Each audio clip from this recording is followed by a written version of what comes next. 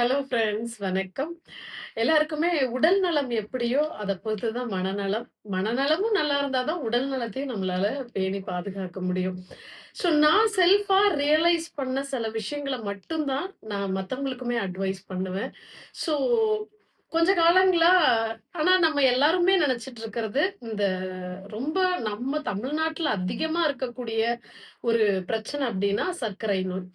அது வந்து இன்னைக்கு யங்ஸ்டர்ஸ்க்கே ஒரு 25 ஏஜ்லயே அது ஸ்டார்ட் ஆயிடுது. இன்னைக்கு இருக்கிற லைஃப் ஸ்டைல் அண்ட் ஃபுட்னால. ஆரம்ப காலகட்டத்துல எனக்கு நான் ஒரு டாக்டர பார்க்கும்பொழுது, ஜஸ்ட் வந்து டாக்டரும் சில பேர் என்ன ரொம்ப உட்கார்ந்து பேஷண்ட் கிட்ட பேசுறது கிடையாது. அதேபோல சர்க்கரை நோய் ஆரம்ப கட்டத்துல வரும்பொழுதுமே, எல்லாருமே ஒரு பொதுவா நெனச்சுக்கிறது என்னன்னா, மாத்திரை போட்டா எனக்கு சுகர் குறைஞ்சிரும். நான் என்ன வேணாலும் சாப்பிட்டுக்கலாம். மாத்திரை போட்டேன். நான் இன்னைக்கு 5 இட்லி சாப்பிட்டேன், மாத்திரை போட்டுட்டேன். அதுக்கு தகுந்த பிரியாணி சாப்பிட்டுருக்கேன், அதுக்கும் மாத்திரை போட்டுக்கிறேன். ஸோ குறைஞ்சிடும். அப்படின்ற ஒரு மனப்பாங்கு எல்லாருக்குள்ளயும் இருக்கு. அத நீங்க எந்த டாக்டர் கிட்ட நீங்க நீரிழிவு நோய்க்காக ட்ரீட்மெண்ட் எடுத்துக்கிறீங்களோ, அந்த டாக்டர்ஸும் டயட் எல்லாம் அந்த அளவுக்கு எக்ஸ்ப்ளைன் பண்ற டாக்டர்ஸ் எல்லாரும் பண்றது கிடையாது. பட் அதுதான் நம்ம பண்ற ஒரு பெரிய மிஸ்டேக்கு. மாத்திரை நீரிழிவுக்கு நோயின்னு நீங்க கன்ஃபார்ம் ஆயிட்டு அப்டின்னாலே, மாத்திரை அப்டின்ற ஒரு விஷயம் உங்களுக்கு உங்க ஆர்கன்ஸ சப்போர்ட் பண்ணுமே ஒழிஞ்சு, ஆர்கன்ஸ் பண்ற வேலைய அது உங்களுக்கு சப்போர்ட் பண்ணி, அந்த இன்சுலின் ரெசிஸ்டன்ஸ சரி பண்ணுமே ஒழிஞ்சு, ஆனா முழுவதுமா அத குணப்படுத்த முடியுமானா முடியாது. அதே சமயம் உணவு கட்டுப்பாடும், உடற்பயிற்சியும் மட்டும் தான் அந்த மாத்திரைய உங்க கைப்பிடிச்சு கூட்டு போற மாதிரி அந்த அந்த ப்ராப்ளத்த ப்ராப்ளம் வந்துருச்சு. இத இனிமே நான் என்ன பண்றதுன்ற அந்த பயத்த போக்குறதுக்கு தான் அந்த மாத்திரைய ஒழிஞ்சு, உங்க உடம்பு என்ன சொல்லுதுன்னா, உன்னுடைய உணவு பழக்கம் சரியில்ல. உன்னுடைய உடற்பயிற்சி நீ இல்லாம இருக்கன்றது தான் ஒரு மேஜர் காஸ் உங்களுடைய இந்த சர்க்கரை நோய் எந்த ஏஜ்ல வந்தாலுமே. ஸோ ரொம்ப ஏஜ் ஆகி வர்றதெல்லாம் இப்ப கிடையாது. இன்னைக்கு யங்ஸ்டர்ஸ்க்கே இந்த நீரிழிவு நோயின்றது ஸ்டார்ட் ஆயிடுச்சு. ஸோ மேஜரா நான் இந்த வீடியோல பெரிய ஒரு டயட் சார்ட் குடுக்க முடியாது அப்படின்னாலும், மேஜரா நம்ம பண்ற மிஸ்டேக் எங்க ஸ்டார்ட் ஆகுதுன்னா, 3 வேளையும் நம்ம எடுக்கக்கூடிய சுவை நீர். அதாவது டீ, காஃபி, பாலு. இந்த 3 விஷயத்த தான் ஃபர்ஸ்ட் நிறுத்தணும். உணவு கட்டுப்பாடுல நெறைய விஷயங்கள் சொல்றாங்க. மில்லட் எடுத்துக்கலான்றாங்க. நெறைய வெஜிடபிள்ஸ் சாப்பிடுங்கங்கிறாங்க. நெறைய வந்து ஃபைபர் எடுத்துக்கோங்க. ஃப்ரூட்ஸ் வந்து சிலது எடுத்துக்கோங்க. இப்படின்லாம் அட்வைஸ் பண்ணாலும், மெயினா நீங்க நிறுத்த வேண்டியது பால் அதாவது டீ, காஃபி, பாலு இதுல நம்ம ஜீனி போட்டும் குடிக்கிறாங்க. சர்க்கரை நோயாளிகளா இருந்துமே, அதுல நான் ஆஃப் சுகர் போட்டுக்கிறேன், இல்ல நாட்டு சர்க்கரை போட்டுக்கிறேன் அப்டின்னுலாம். இத முதல்ல நிறுத்துனீங்கன்னா தான், உங்க டைஜஸ்டிவ் சிஸ்டம் நல்லா இருக்கும்.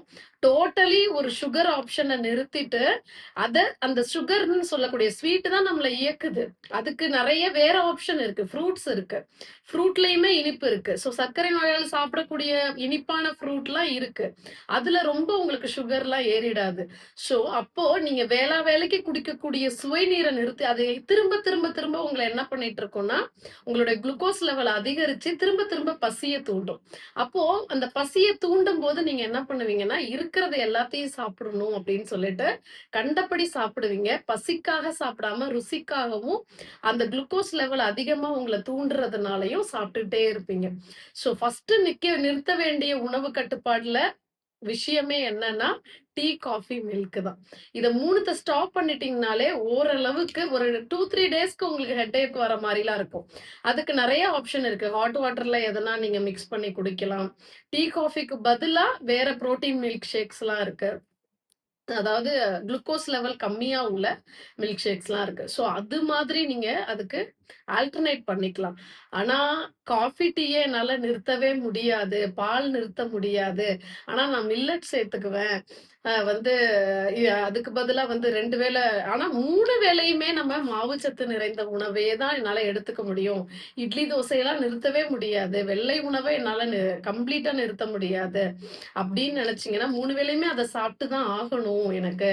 அப்படின்னா, இருக்க டேப்லெட்ஸோட அளவும் இன்சுலின் இன்ஜெக்ஷனுக்கு அடுத்த லெவல் போறதுக்கும் தான் சான்சஸ் இருக்கு. இருக்குமே ஒழிஞ்சு, உணவு கட்டுப்பாடும், உடற்பயிற்சி ஒரு நாளைக்கு 10,000 ஸ்டெப்ஸ் மேக்ஸிமம் 5,000 ஸ்டெப்ஸ் ஆவது நீங்க நடக்காம இது எல்லாத்தையும் உங்களுடைய நீரிழிவு நோய உங்க கட்டுப்பாடுக்குள்ள மாத்திரையினால மட்டுமே வச்சிருக்க முடியும் அப்படின்னா, கண்டிப்பா முடியாது. உங்களுடைய மாத்திரையினுடைய அளவும், இன்சுலினோட அளவும் அதிகமாயிட்டே போகும். ஏஜ் ஆக ஆக அது அதிகமாயிட்டே போகும். உங்களுக்கு எப்ப தெரிய வந்ததோ, அப்பவே உங்களோட உணவு கட்டுப்பாட மாத்திக்கிட்டு, உங்களுடைய லைஃப் ஸ்டைல ரொம்ப பிரிஸ்கா மாத்திக்கிட்டு, இந்த மாதிரியான ஹேபிச்சுவலா டீ, காஃபின்ற விஷயங்கள் எல்லாம் விட்டு நெறைய தண்ணி குடிக்கணும். ஹாட் வாட்டர், வார்ம் வாட்டரா குடிச்சிட்டே இருக்கலாம். And vegetables and fibres fruits சேர்த்துக்கலாம். அண்ட் ரைஸுக்கு ஒன் டைம் ரைஸுக்கு பதிலா வேற ரைஸ் கூட நீங்க மாத்திக்கலாம். ஆப்ஷன்ஸ் இருக்கு. நெறைய ஆப்ஷன்ஸ் இருக்கு. அதாவது குளுக்கோஸ் லெவல் கம்மியா இருக்கக்கூடிய ரைஸ் இருக்கு அண்ட் மில்லட்ஸ் இருக்கு. அது எல்லாத்தையும் நீங்க உங்க ஃபுட்ல இன்க்ளூட் பண்ணிக்கலாம். அண்ட் மெயினா புரோட்டீனுக்கு எல்லா கடலை பருப்பு வகைகளையும் நம்ம யூஸ் பண்ணிக்கலாம். ஆனா டீ, காஃபிய நிறுத்தாம எகெயின் நான் சொல்ல வர்றது தான். டீ, காஃபி, மில்க் இது 3த்தையும் நீங்க நிறுத்தாம ஒரு சர்க்கரை நோய கட்டுப்பாடுக்குள்ள வச்சுக்க முடியும்னா கண்டிப்பா முடியாது. ஸோ மாத்திரைய நம்பாதீங்க. உங்கள நீங்க நம்புங்க. ஓட ஆரம்பிங்க. நெறைய உடற்பயிற்சி குடுங்க. அண்ட் உணவு கட்டுப்பாட்டோட உங்கள ரொம்ப கேரிங்கா பார்த்துக்கோங்க. நீரிழிவு நோய்ன்றது ஒரு பெரிய விஷயமே இல்ல. நன்றி.